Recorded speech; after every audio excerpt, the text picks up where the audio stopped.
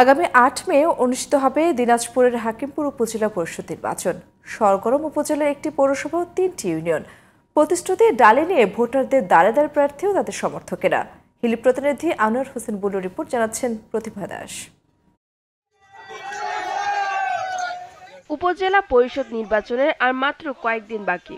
এরই মধ্যে জমে উঠেছে দিনাজপুরের হাকিমপুর উপজেলা পরিষদ নির্বাচনের প্রচারণা।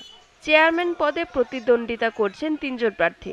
বর্তমান উপজেলা পরিষদ চেয়ারম্যান হারুনুর রশিদ, সাবেক পৌরসভা মেয়র কামাল হোসেন রাজ ও আমিনুল ইসলাম। ২৩ এপ্রিল প্রতীক বরাদ্দ পাওয়ার পর থেকেই ব্যস্ত সময় পার করছেন প্রার্থীরা। প্রার্থীদের পোস্টারে ছেয়ে গেছে শহর ও গ্রামের রাস্তাঘাট।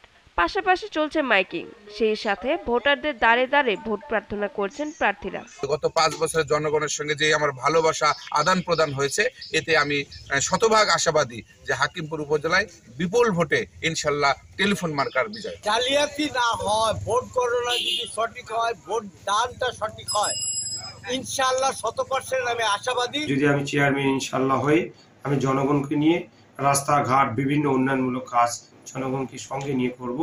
তবে ভোটারদের কথা, যার মাধ্যমে এলাকার বিদ্যমান সমস্যার সমাধান হবে এমন প্রার্থীকেই বেছে নেবেন তারা। উন্নয়নের পাশে থাকবে, আমরা তাকে সিলেক্টেড করব। রাস্তাঘাট, ড্রেন উন্নয়ন, মানে সবকিছু, হিল স্টেশনের ট্রেন যাতায়াত সুবিধা ভালো মন্দ এরকম হবে, তাকে আমরা নির্বাচিত করতে চাই।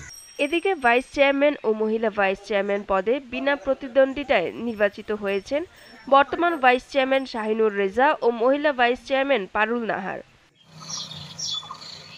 হাকিমপুর উপজেলার একটি পৌরসভা ও ৩টি ইউনিয়নের মোট ভোটার সংখ্যা ৮০,৩৩৩ জন।